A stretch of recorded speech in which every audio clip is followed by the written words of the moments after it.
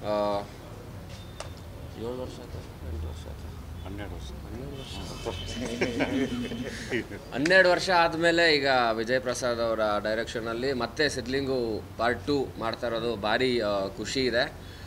ಜೊತೆಗೆ ಇಡೀ ತಂಡಕ್ಕೆ ತುಂಬ ಥ್ಯಾಂಕ್ಸ್ ಹೇಳೋಕ್ಕೆ ಇಷ್ಟಪಡ್ತೀನಿ. ಆ್ಯಂಡ್ ಇನ್ನೊಂದು ಮುಖ್ಯವಾಗಿ ನಾನು ನಮ್ಮ ಪ್ರೊಡ್ಯೂಸರ್ ಹರಿ ಅವ್ರಿಗೆ ಥ್ಯಾಂಕ್ಸ್ ಹೇಳಬೇಕು.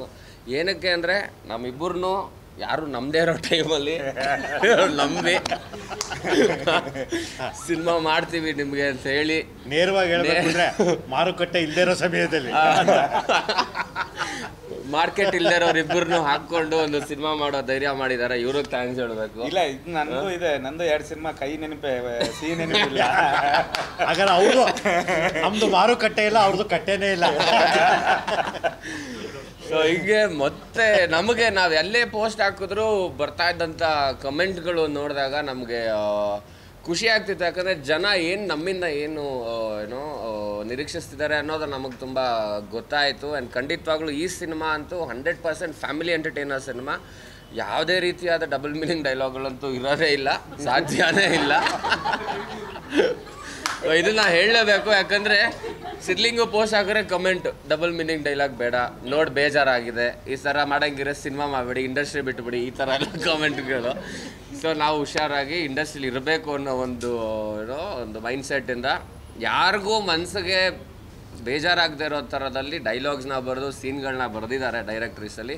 ತುಂಬ ಚೆನ್ನಾಗಿ. ಆ್ಯಂಡ್ ಸೋನುಗೆ ಥ್ಯಾಂಕ್ಸ್ ಹೇಳಬೇಕು. ಆ್ಯಂಡ್ ನಮ್ಮ ಸರ್ ಮಾಂತೇಶ್ ಅವರಿದ್ದಾರೆ, ಅವ್ರಿಗೂ ಥ್ಯಾಂಕ್ಸ್ ಹೇಳಬೇಕು. ಆ್ಯಂಡ್ ಸೋನು ನಾನು ಒಂದು 15 ವರ್ಷದಿಂದ ಫ್ರೆಂಡ್ಸು. ಸೊ ಇದು ಮೊದಲನೇ ಸಿನಿಮಾ, 4 ಸಿನಿಮಾ ಮಾಡಬೇಕಿತ್ತು, ಈಗ 5ನೇ ಸಿನಿಮಾ ಸೋನು ಒಪ್ಕೊಂಡು ಮಾಡೋಕ್ಕೆ ಬಂದಿದ್ದಾರೆ ಈ ಸಿನಿಮಾಲ್ಲಿ. ಆಮೇಲೆ ಈ ವರ್ಷನೇ ರಿಲೀಸ್ ಆಗುತ್ತೆ. ಮತ್ತು ಈ ಸಿನಿಮಾ ಇದೇ ವರ್ಷವೂ ರಿಲೀಸ್ ಆಗುತ್ತೆ ಅಂತ ಹೇಳಿದ್ವಿ. ಇದೇ ವರ್ಷ ರಿಲೀಸ್ ಆಗುತ್ತೆ ಸಿನಿಮಾ. ಸೊ ಎಲ್ಲರೂ ನೋಡಿ ಎಂಜಾಯ್ ಮಾಡಿ. ಸದ್ಯಕ್ಕೆ ಇಷ್ಟು ವಿಷಯ. ಆ್ಯಂಡ್ ಬಂದಿರೋ ಎಲ್ರಿಗೂ ತುಂಬ ಥ್ಯಾಂಕ್ಸ್. ಆಮೇಲೆ ಇದ್ರ ಜೊತೆಗೆ ಇನ್ನೊಂದು ಮರ್ತೆ, ಕ್ಷಮೆ ಇರಲಿ ಅರ್ಸು ಅಂತಾರೆ ಅವರಿದ್ದಾರೆ. ಸಿದ್ಲಿಂಗು ಭಾಗ 1ರಲ್ಲಿ ಎಲ್ಲೆಲ್ಲೂ ಓಡುವ ಮನಸ್ಸೆ ಇವತ್ತಿಗೂ ಇಷ್ಟು ಏನಪ್ಪ ಫೇಮಸ್ ಆಗಿದೆ. ಅದೆಲ್ಲ ಕ್ರೆಡಿಟು ನಮ್ಮ ಸಾಹಿತ್ಯ ಅರ್ಸು ಅಂತಾರೆ ಅವ್ರಿಗೆ ಹೋಗಬೇಕು. ಸೊ